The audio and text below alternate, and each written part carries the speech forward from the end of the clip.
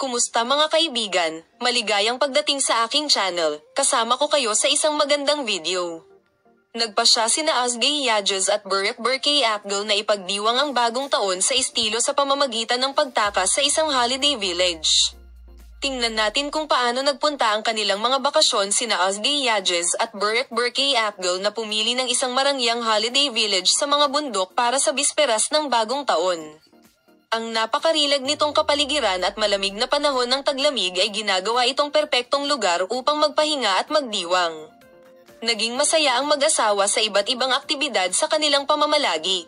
Naglakad sila ng mahabang panahon sa nyebe.